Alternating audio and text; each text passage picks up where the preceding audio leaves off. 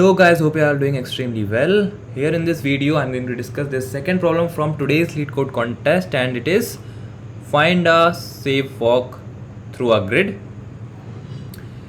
Let me explain you the problem statement first by this example 3.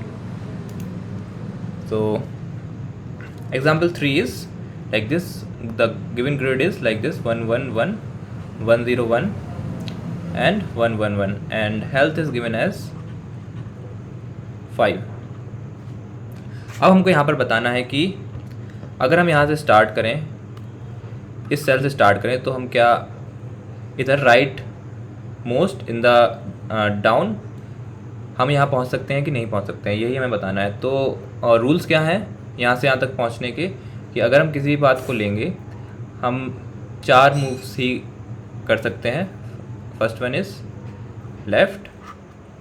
Right, left, top, down. We can make only 4 types of moves. We cannot make diagonal moves here. And one more thing, if we are reaching there, then thus if the cell's value is 1, then we have to decrease our health by 1, and if we are crossing the cell which is having value as 0, then we need not to decrease our health. Alright, so these are the rules.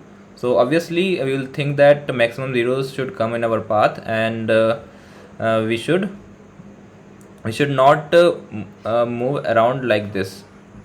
We should be following the shortest path like this.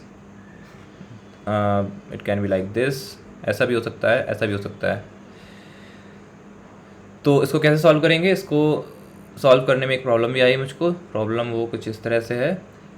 मैं सोच रहा था, मैंने जैसे पहले try करा कि अगर मैं यहाँ से यहाँ जाऊँ और इसकी वैल्यू 1 है तो हेल्थ मेरी डिक्रीज़ हो जाएगी, यहाँ पर हो जाएगी 4।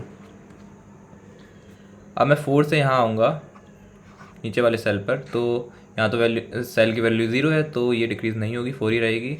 और फिर नीचे आऊँगा तो वैल्यू हो जाएगी 3, और यहाँ पर लास्ट सेल पे आऊँगा तो वैल्यू हो जाएगी 2। पर इस तरह से नहीं करना है। क्या प्रॉब्लम है इसमें?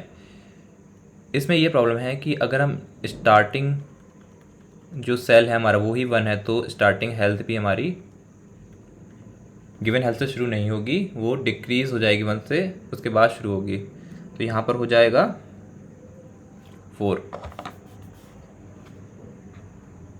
और यहाँ पहुँचेंगे तो हो जाएगा 3, यहाँ पर 3 रहेंगे हेल्थ, और यहाँ पहुँचेंगे तो हो जाएगी 2, यहाँ पहुँचेंगे तो हो जाएगी 1, और at last we have to make sure that our health remains greater than equals to 1। एक एक से ज़्यादा रहनी चाहिए, तब हम in that case we will return true, otherwise will return false. अगर हमारी हेल्थ रास्ते में ही 0 हो जाती है तो हम फॉल्स रिटर्न करेंगे, और यहाँ पर भी अगर 0 हो जाती है एंड में भी, तो भी हम फॉल्स रिटर्न करेंगे इन दोनों कंडीशन में। तो इसको मैंने कैसे सॉल्व करा है, आई होप आपको समझ में आ गया होगा कि इसको कैसे कैसे करना है। और क्या इसमें जो ट्विस्ट था वो ये था कि स्टार्टिंग में ही हमें हेल्थ को डिक्रीज़ करना है। अगर वैल्यू 1 है, अगर 0 है तो 5 से ही शुरू होगा यहाँ पर। आई होप इतना समझ में आ गया होगा। अब आगे मैंने कैसे अप्रोच करा है, आई हैव ट्राइड BFS में क्या करूँगा, मैं ट्राई करूँगा एक राइट मूव करने की और डाउन मूव करने की, और यहाँ पहुँचकर मैं हेल्थ देखूँगा हेल्थ कहाँ पर ज़्यादा है। जहाँ पर ज़्यादा होगी उसको मैं अपनी नेक्स्ट मूव मानकर आगे बढ़ूँगा। और इस तरह से अगर मैं किसी भी पोजीशन पर यहाँ पर पहुँच जाता हूँ, इसका इंडेक्स है n-1 एंड m-1, यहाँ पर पहुँच जाता हूँ और मेरी हेल्थ भी 1 या 1 से ज़्यादा है, तो मैं ट्रू रिटर्न कर दूँगा।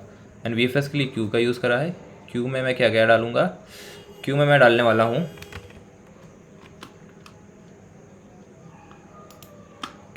वाला हूँ एक पेयर, जो कि ऑब्वियसली हमारे कोऑर्डिनेट्स हैं, और यहाँ पर हेल्थ, उस पर हमारी उस सेल पर कितनी हेल्थ है ये स्टोर करेगी हमारी Q। यहाँ से स्टार्ट करते हैं। यहाँ पर इस डायरेक्शन वेक्टर में मैं 4 डायरेक्शंस जो कि अलाउड है लेना, वो यहाँ पर मैंने स्टोर करा है। ये किस लिए है, ये y जब 1 होगा मीन्स हम टॉप मूव कर रहे हैं, जब हमारा x 1 होगा मीन्स हम राइट मूव कर रहे हैं, जब हमारा y -1 होगा means we are making a down move. Whenever x is -1, then we are making a left move. So from this directions vector we will try all the 4 types of moves. All right, and इसके बाद मैंने visited vector बनाया है जिसमें एक value है m क्या है, m हमारा जो भी नंबर ऑफ रोज़ हैं वो है, एंड वेक्टर है, वेक्टर का साइज़ n है, जितने भी इसमें कॉलम्स हैं और सबको इनिशियली इनिशलाइज करा है -1 से। तो जो भी हम विजिट कर लेंगे उनको यहाँ पर स्टोर कर देंगे। एंड फिर मैंने क्या करा है, मैंने फर्स्ट जो स्टेटस है फर्स्ट सेल पर जिसका कोऑर्डिनेट है 0 0 वो यहाँ पर क्यू में अपने डाल दिया है, इंसर्ट कर दिया है। और मैंने कोऑर्डिनेट डाल दिए हैं 0 0 और हेल्थ जो रहेगी जैसा कि मैंने कहा है जो भी उस सेल में वैल्यू होगी उसको हम डिक्रीज़ कर देंगे यहाँ शुरू करने पर ही। और जो कि मैंने पहला सेल जिसका कोऑर्डिनेट है 0 0 उसको विजिटेड कर लिया, तो उसको अपने जो भी मैं विजिटेड करूँगा उसको विजिटेड वेक्टर में इंसर्ट कर दूँगा। Then this file loop is for VFS। यहाँ पर we will make sure that we have successfully processed all the cells which we have visited. जिनको सेल को मैं विजिटेड कर लूँगा उसको अपनी क्यू में डाल दूँगा कि वहाँ से मैं कितनी मूव कर पा रहा हूँ, मैं वो चेक करने के लिए उसको मैं डाल दूँगा।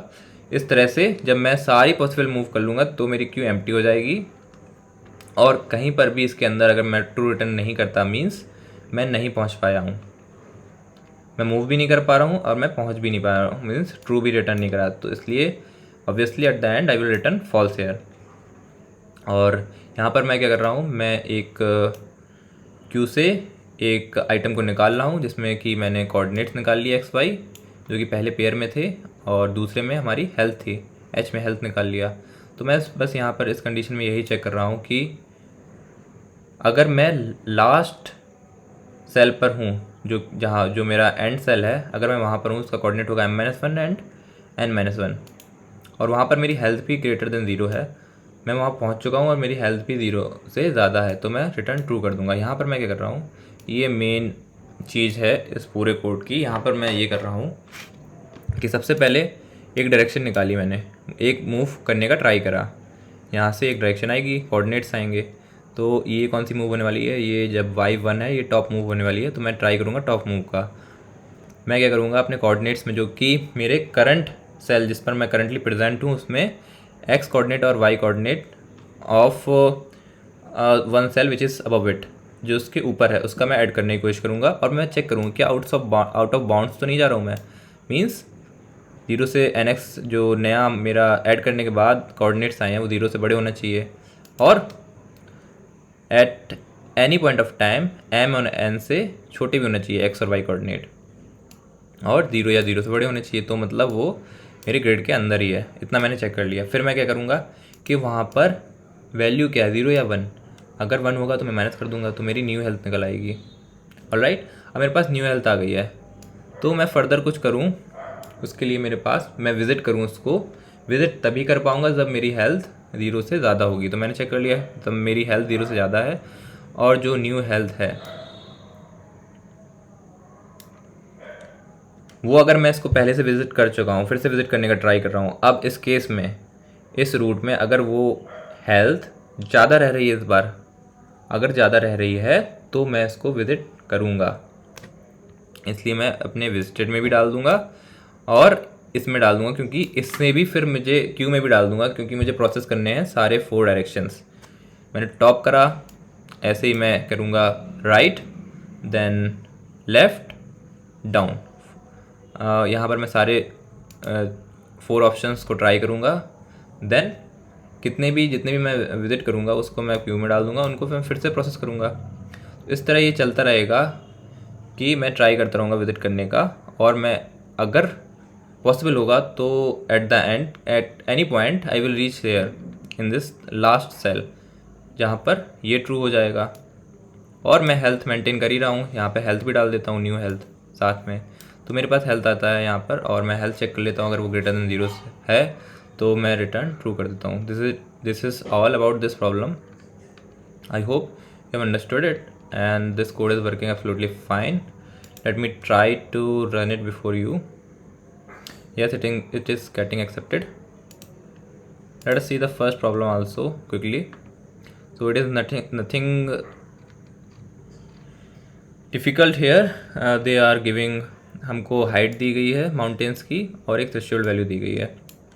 बस यहाँ पर करना क्या है हमें, हम देखेंगे अगर किसी हाइट के किसी भी माउंटेन की हाइट की जो वैल्यू है वो थ्रेशोल्ड से ज़्यादा है तो मुझे यहाँ पर हमको इंडेक्स रिटर्न करना है. जैसे कि ये एग्जांपल देख लेते हैं. यहाँ पर क्या है 1 2 3 4 5.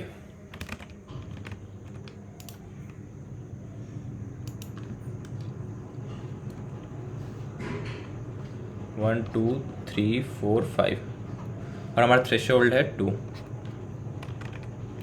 तो अगर कोई भी हमारा जो माउंटेन स्टेबल होगा जब उसके आगे वाले की वैल्यू थ्रेशोल्ड से ज़्यादा होगी. ये वाला कभी स्टेबल नहीं होगा क्योंकि हमें उसके आगे वाली चेक करनी है.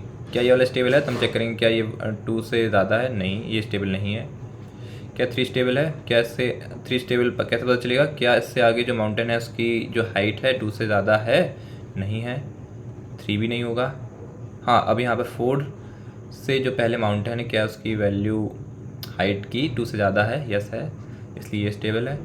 5 के लिए हम देखेंगे 4 की वैल्यू 2 से ज़्यादा है, ये भी स्टेबल है. इनका इंडेक्स क्या है 0 1 2 3 4. 3 4 इंडेक्स है तो 3 4 हम रिटर्न कर देंगे यहाँ पर जैसे कि हमने कर दिया है. तो मैं यहाँ पर यही कर रहा हूँ, मैं चेक कर रहा हूँ और उस पर हाइट चेक कर रहा हूँ. और मैं अगर थ्रेशोल्ड से ज़्यादा होती है तो अगला वाला इंडेक्स मैं इंसर्ट कर देता हूँ. बस मैं यहाँ पर ये ध्यान रख रहा हूँ कि जब मैं लास्ट इंडेक्स पे हूँ तो मैं ना चेक करूँ क्योंकि मैं आउट ऑफ बाउंड्स चला जाऊँगा अगर मैं चेक करूँगा नेक्स्ट वाले की. मैं इंसर्ट करूँगा नेक्स्ट वाले इंडेक्स को अपने वेक्टर में. तो मैं यहाँ तक ही फॉलो करूँगा. ये मैं देखूँगा इसकी वैल्यू सेकंड लास्ट की वैल्यू अगर थ्रेशोल्ड से ज़्यादा है तो ये वाला लास्ट वाला ही स्टेबल है. इसकी चेक करने की नीड नहीं है, इसलिए मैंने यहाँ पर कंडीशन लगा दी. I should be less than length -1 means it should not go beyond the second last element. At the end I am returning my answer vector like this. Okay, this is it for this video. अगर आपको video अच्छा लगा तो आप channel को subscribe कर सकते हैं ऐसे ही कोडिंग वीडियोज़ के लिए. Thank you.